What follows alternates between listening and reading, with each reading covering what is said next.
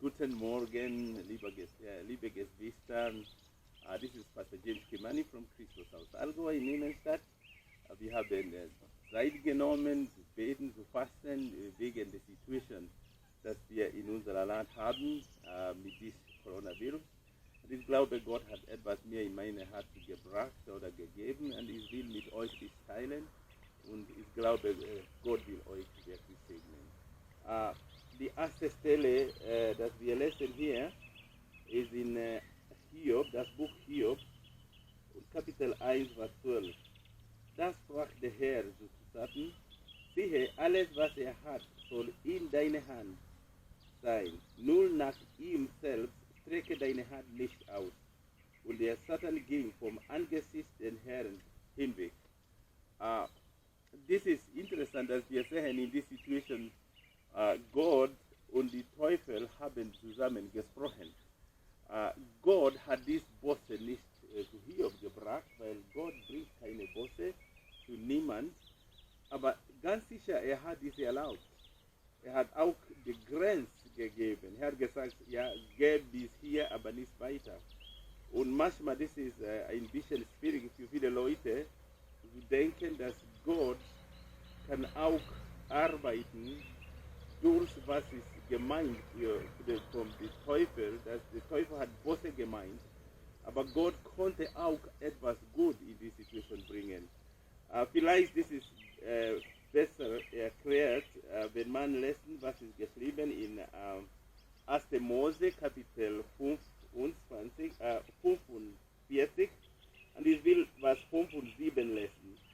Und nun bekümmert euch nicht und macht euch keine Vorwürfe darüber, dass ihr mich hierher verkauft habt, denn zur Lebensrettung hat mich Gott von euch her gesandt. Und ich will Vers 7 lesen. Aber Gott hat mich vor euch hergesandt, um euch eine Überreste zu sichern auf dem Erden, um euch am Leben zu erhalten, zu einer großen Rettung. Vielleicht ich will auch Kapitel 50, 1. Mose 50, Vers 20 lesen. Ihr gedachtet mir zwar Böses zu tun, aber Gott gedachte es gut zu machen, um es zu hinaus zu führen, wie es jetzt zutage liegt, um ein zahlreiches Volk am Leben zu erhalten.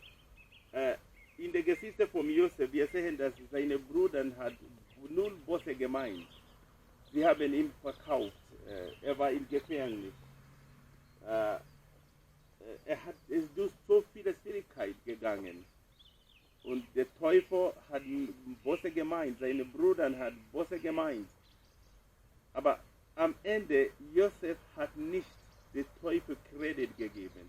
Er hat auch nicht seine Brüder beschuldigt. Er hat gesagt, Gott hat mir hier gesandt. Und das ist interessant, dass Gott kann arbeiten mit was ist Böse, etwas gut am Ende zu bringen. Und wenn wir dies verstehen, das kann uns vielleicht leichter helfen, die Situation, die vor uns liegt, zu verstehen. Ich glaube, dass Gott hat einen wunderbaren Plan durch die Situation, die wir jetzt haben. Und lassen mir etwas versuchen, vielleicht zu erklären. Die Bibel sagt in Daniel Kapitel 9, dass Daniel hat gelesen und verstanden, was Jeremia, der Prophet, hat versprochen, hat gesagt. Nach 70 Jahren Israel will wieder zurückgehen. Sie will zurück zu ihrem Land in Jerusalem oder in Israel gehen. Und wenn er hat dies versprochen gelesen und hat gesehen, dass es schon 70 Jahre, er hat nicht gesagt, okay Gott, du hast es gemacht, tu dies. Aber er hat wirklich angefangen zu beten, zu fasten und Gott hat ihm in die Situation gesprochen, nicht nur über was er hat gebetet, aber mehr. Er hat ihm Offenbarung gegeben über die Endezeit. Und wir lesen dies.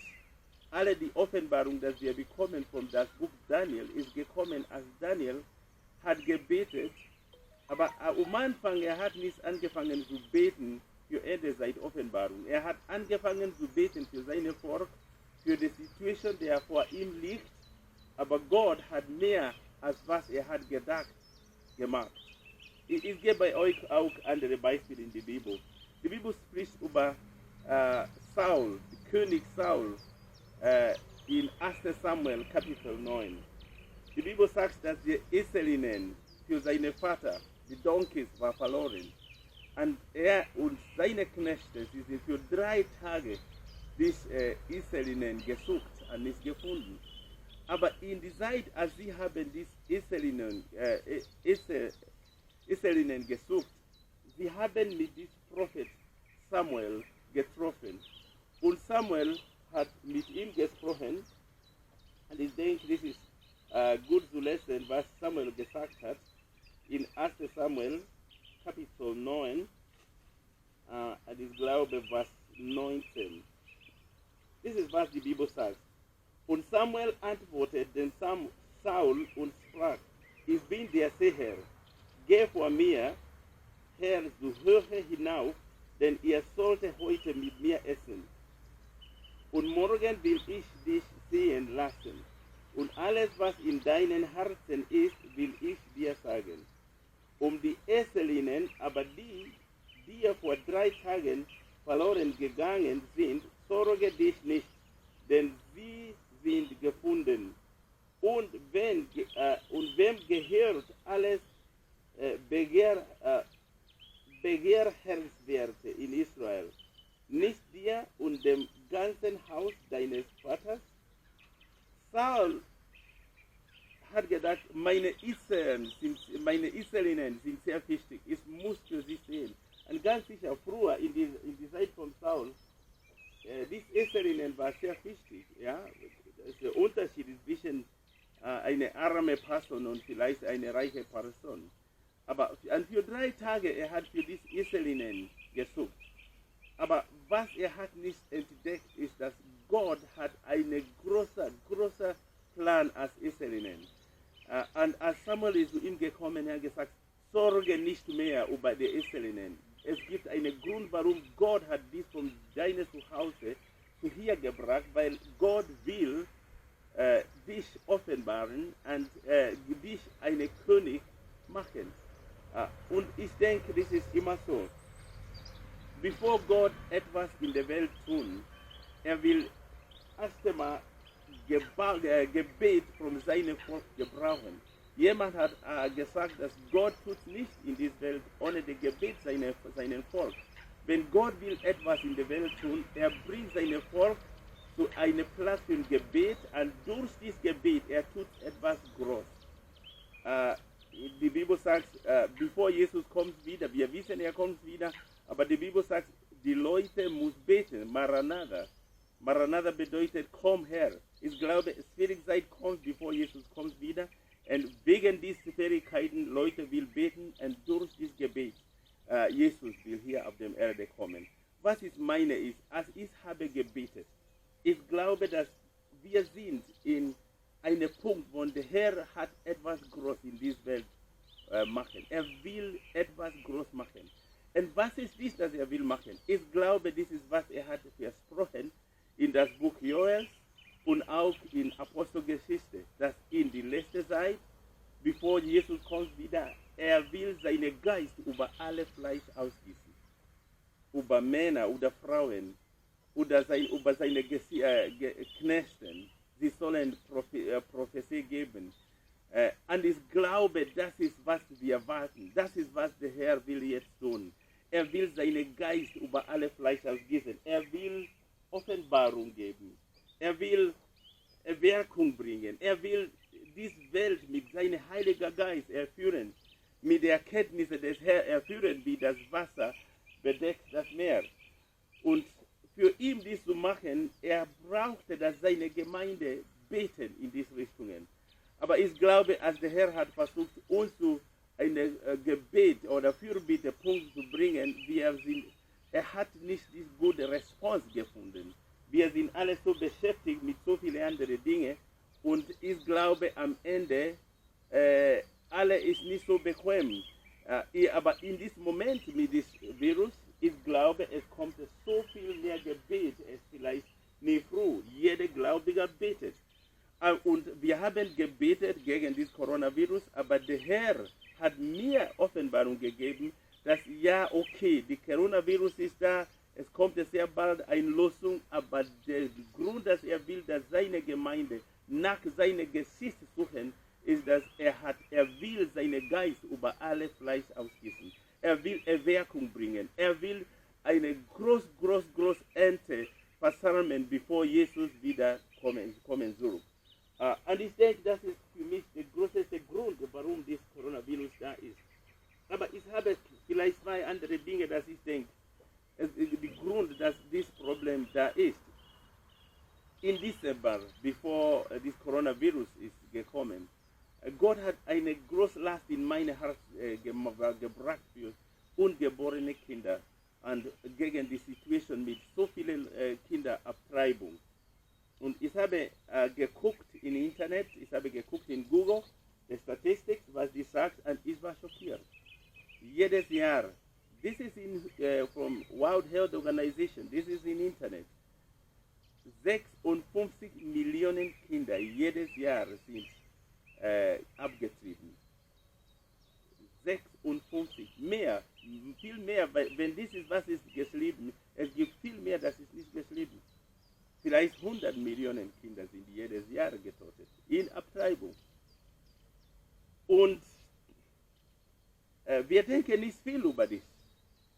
Ich habe gesehen, zum Beispiel hier in Deutschland, jedes Jahr 100.000 Kinder sterben in Abtreibung. Ich habe gesehen hier in Kanada zum Beispiel, ein Land mit vielleicht weniger als 40 Millionen Leute, 100.000 Kinder jedes Jahr sind getötet in Abtreibung. Ich habe gesehen, zum Beispiel in Amerika, kurz 1 Million Kinder jedes Jahr sind getötet in Abtreibung. Ich habe gesehen, zum Beispiel in China, 13 Millionen Kinder sind jedes Jahr in Abtreibung getötet. Und Leute können sagen, ja, okay, das muss gemacht sein, weil wir müssen die Mutter retten. Aber ich denke, das hat nichts zu tun mit der Mutter. Wenn die Mutter ist in Gefahr, ja, ganz klar, niemand kann die Tochter beschuldigen. Aber ich glaube nicht, das Statement vom World Health Organization sagt, jede Frau hat Recht, Abtreibung, safe Abtreibung zu machen. So, das hat nicht viel zu tun mit der Safety oder der Sicherheit von der Mutter, hat viel zu tun mit, ich will dieses Kind haben oder nicht. Und für mich, ich denke, durch dieses Coronavirus, Gott will etwas sagen oder machen. Und als ich habe angefangen, für die Situation zu beten, ich habe gesagt, Gott, spare diese Generation. Es gibt Kinder jetzt, die sind da, und vielleicht jemand, ein Doktor oder jemand will diese Kinder rausmachen, abtreiben. Bitte, bitte Herr, spare diese Generation. Lasse diese Kinder nicht gestorben. Lasse sie leben und eine besonders Gesellschaft, besonders Community sein, dass du kannst benutzen, etwas Besonderes in dieser Welt zu tun. Und ich glaube, Gott hat mir gehört, weil durch dieses Coronavirus, ich glaube nicht, dass so viele Kinder in China waren getötet in Abtreibung. Ich glaube nicht, dass auch hier in Deutschland oder in Italien oder in Amerika, ich glaube, durch dieses Virus, Gott hat so viele Kinder gerettet. Vielleicht 1 Million Kinder sind schon gerettet in diesen 3 Monaten, wenn der Coronavirus war da, weil die Doktors waren nicht da, die zu machen. Und alle Leute haben Angst. So Gott, ich glaube, hat gut in die Situation gebracht, obwohl er hat nicht das Virus gebracht, aber er hat dies benutzt. Aber das ist nicht alles. Ich glaube, dass wenn wir sagen, dass der Herr will seinen Geist über alle Fleisch ausgießen, er sieht in der Situation in seiner Gemeinde und seine Gemeinde ist nicht jetzt bereit. Und ich glaube, durch das Coronavirus, Gott verbreitet seine Gemeinde. Was ich meine ist, in Januar, wir haben 3 Wochen genommen, Zeit zu beten, zu fasten, und Gott hat mir geführt, dass wir lesen, was Jesus zu seinen Gemeinden in Offenbarung Kapitel 2 und 3 gesagt hat. Und Jesus zum Beispiel hat die erste Gemeinde Epheser gesagt, ich kenne dich gut, du machst gut, alles ist gut, aber du hast deine erste Liebe verloren. Du musst zurück zu dieser ersten Liebe verloren. Und Jesus wusste, dass wenn wir nicht zu dieser ersten Liebe zurückkommen, er kann nicht machen, was er will machen. Er kann nicht seinen Geist über alle Fleisch ausgießen. So er hat gesagt, wir müssen zurück zu dieser ersten Liebe kommen, kehren. Er hat auch zu ein paar Gemeinden gesagt, ja, wir haben diese Doktrine, die Doktrine von Nikoratians oder Jezebel und Biliam. Und diese Doktrine hat einige Dinge. Sie haben Gottes Leute Israel gelehrt, in Sünde zu leben. Sie haben gesagt, es ist okay, wenn du in Sexual Immorality leben oder vor andere Götter beugen.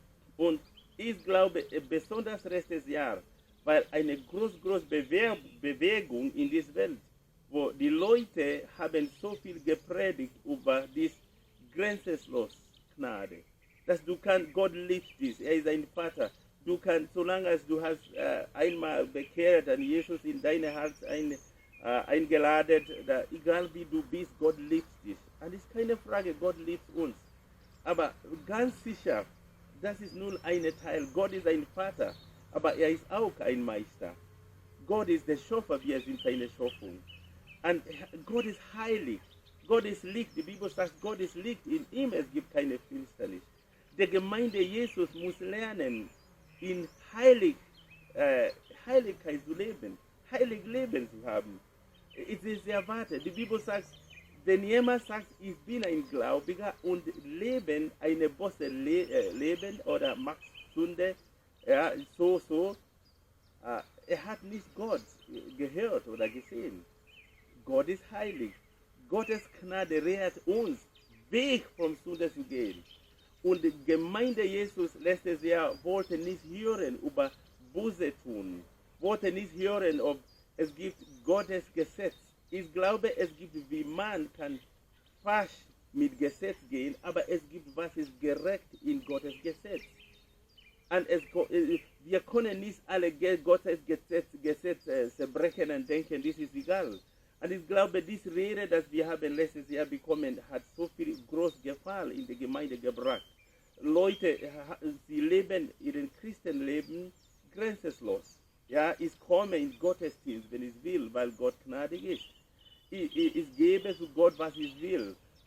Ich mache mit meinem Leben, was ich will, aber Gott ist immer gnädig. Das ist falsch. Das ist die Rede von Biliam. Das ist die Rede von Jezebel. Und das hat so viel Ungerechtigkeit in Gottes Gemeinde gebracht. Und ich glaube, wenn der Herr will seinen Geist über alle Fleisch ausgießen, dies muss enden. Gottes Gemeinde muss heilig sein. Die Bibel sagt, Freundschaft mit der Welt ist Feindlichkeit mit Gott. Ja? Friendliness or fellowship or friendliness with the world is enmity with God. Und so, ich denke, dass durch dieses Virus Gott spricht dieselbe Dinge, dass er hat zu uns in Januar gesprochen. In Januar, er war so sanftig, ja, so soft. Ja, er hat gesagt, ja, ihr müsst Buße tun, ihr müsst bekehren. Und wir haben nicht gehört. Und ich glaube, durch die Situation, er sagt noch einmal, meine Gemeinde, ich will meinen Geist über alle Fleisch gießen, aber die Gemeinde Jesus muss heilig sein, muss in Gottes Gesetz bleiben, muss in Gottes Wort bleiben. Wir können nicht gesetzlos leben und alle machen, was wir wollen, in den Namen von Gnade und denken, dass wir sind bereit für den Herr, was der Herr will tun. Und ich glaube, in dieser Coronavirus-Situation, es gibt, was Gott sagt zu seiner Gemeinde, was Gott sagt zu der Gesellschaft und was Gott will tun. Und wenn ich sehe, was kommt, ich denke, ja, der Teufel hat einen bösen Plan durch dieses Virus. Aber ich glaube, dass unser Gott hat einen wunderbaren Plan. Und sein Plan ist klar. Er will seinen Geist über alle Fleisch hier ausgießen. Und das bedeutet, die Gemeinde Jesus muss zurück zu ihm kehren, muss heilig sein, muss in Gerechtigkeit leben, muss auch beten und suchen nach seinem Angesicht. Gott segne dich, Gott segne euch, befahre dich und sei mit dir. Und ich glaube, dass wir sollen nach diesem Problem, wir sollen eine große Erweckung erfahren. God bless you. Gott segne dich und bleibe gesund. Amen.